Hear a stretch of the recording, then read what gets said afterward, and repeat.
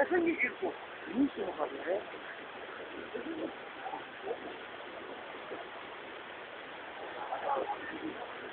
اوه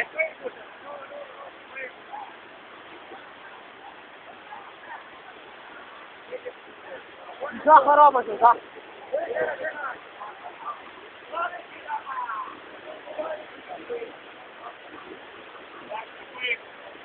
ها